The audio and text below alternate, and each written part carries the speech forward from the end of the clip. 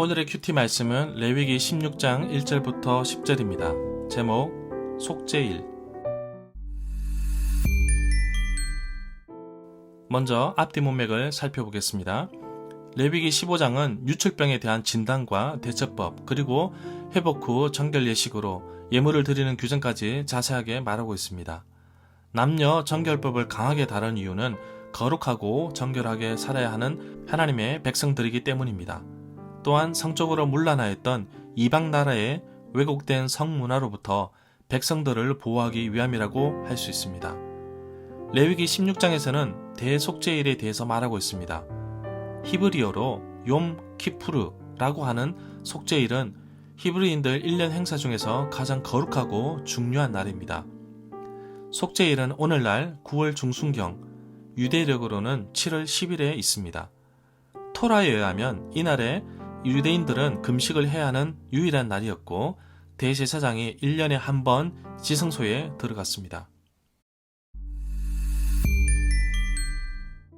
문단을 나눠보겠습니다. 1절부터 5절은 성소에 들어가는 규례, 6절부터 10절은 속죄에 대한 규례. 1절에서 아론의 두 아들이 죽은 후에 라는 말이 나오는데 레위기 10장 1절부터 7절에 언급되었습니다. 아론의 두 아들 나답과 아비후가 죽은 이유는 10장 1절에서 말하고 있습니다. 레위기 10장 1절 아론의 아들 나답과 아비후가 각기 향로를 가져다가 여호와께서 명령하시지 아니하신 다른 불을 담아 여호와 앞에 분향하였더니 2절에서 아무 때나 휘장 안 곧 법궤가 있는 곳으로 들어가지 말라고 하였는데 들어가면 죽는다고 말합니다. 왜냐하면 속죄소 위에서 구름 가운데 여호와께서 나타나기 때문입니다. 여호와의 거처라고 알려진 지성소에는 1년에 단 한 번만 대제사장이 들어갑니다. 여기서 지성소에 대해서 알아보겠습니다. 지성소는 회막이나 예루살렘 성전의 가장 안쪽 공간인데 하나님의 거처, 곧 하나님이 눈에 보이지 않게 계시는 곳으로서 하나님에게만 속했습니다. 성전의 가장 안쪽에 있는 방으로 그 안에 언약궤를 두었습니다. 이 지성소에는 대제사장만이 1년에 한 번 속죄일에 백성들의 속죄를 위해 제물을 피를 가지고 들어갈 수 있는 특권을 가졌습니다. 3절부터 4절에서 아론이 성소에 들어가려면 수송아지 한 마리를 속죄 제물로 삼고 순양을 번제물로 바쳐야 합니다. 순서는 먼저 속죄 예식을 거행하고 나서 순양을 번제물로 태워드리는 것입니다.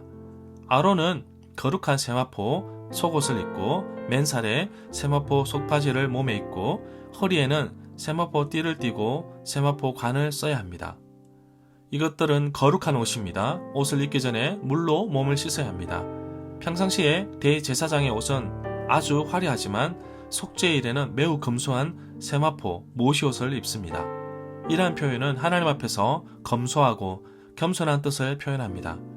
이 구절에서 거룩한 옷은 대속죄일을 위한 특별한 복장이라고 할 수 있습니다.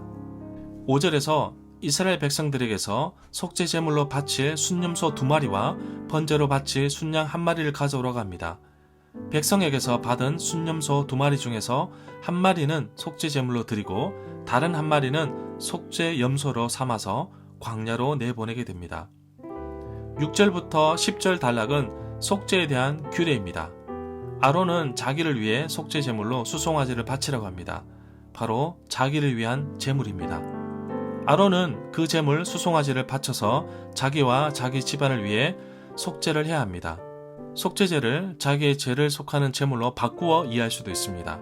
7절부터 8절에서 염소 2마리를 여호와 앞 곧 회막 입구로 끌고 와서 두 염소 가운데 여호와께 바칠 염소와 아사셀에게 바칠 염소를 제비로 뽑아라고 합니다.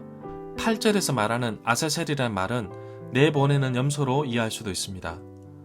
여기에서 제비에 대해서 알아보겠습니다. 제비는 결정을 내리는 데 사용한 특별하게 표시를 해놓은 조약돌, 토기 조각, 막대기를 지칭합니다. 그러나 제비를 뽑아서 결정하는 사용된 구체적인 방법은 무엇인지 알지 못합니다. 어떤 일에 대한 하나님의 뜻을 알기 위해 던지거나 끌어내는 어떤 물건을 의미하는데 그 물건들이 어떠한 것이며 또 어떻게 사용했는가는 정확하게 알려지지 않고 있습니다. 성경에서 기독교인들에 의해서 마지막으로 사용된 기사는 12사도 가운데 가룟 유다의 자리를 채우기 위해 마띠아를 선출한 사례입니다. 사도행전 1장 26절에 나옵니다. 우림과 둠밈에 대해서 알아보겠습니다. 제비를 뽑을 때 사용된 도구는 우림과 둠밈입니다. 제사장이 하나님의 뜻을 판별하기 위해서 사용한 두 돌로서 그것이 어떻게 사용되었는지에 대해서 정확하게 알 수는 없습니다. 그것을 사용하라는 명령에 대해서는 출애굽기 28장 30절, 신명기 33장 8절에 나옵니다. 또한 레위기 16장 8절, 민수기 27장 21절, 여호수아 14장 2절, 사무엘상 14장 41절부터 42절, 28장 6절, 에스라 2장 63절, 느헤미야 7장 65절, 10장 34절, 11장 1절, 잠언 6장 33절에서도 언급하고 있습니다.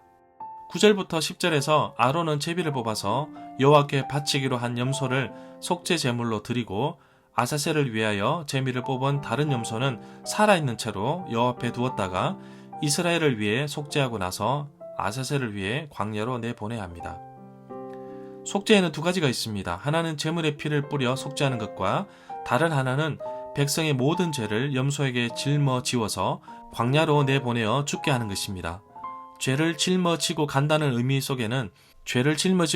의미 속에는 우리의 모든 죄를 짊어지시고 가신 예수 그리스도를 떠올릴 수 있습니다.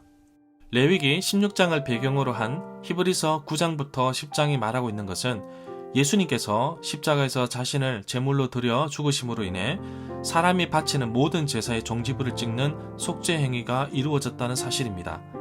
아사셀은 제물을 받지 않고 단순히 광야 자체를 대신하는 이름뿐입니다. 절마다 상세한 설명, 구절 해석, 핵심 내용과 중심 줄거리는 네이버 블로그에 올려져 있습니다. 내게 주시는 교훈입니다. 레위기 16장 전체가 속죄일에 대한 말씀입니다. 대제사장이라고 할지라도 휘장 안 지성소에는 함부로 들어갈 수가 없었습니다. 속죄일에 속죄 제물을 드리기 전 제사장은 몸을 씻고 거룩한 옷을 입습니다. 하나님께 나아가는 자는 먼저 자기 자신이 정결하고 거룩해야 합니다. 더구나 대제사장은 백성을 대표하기 때문에 더더욱 준비하고 조심해야 합니다.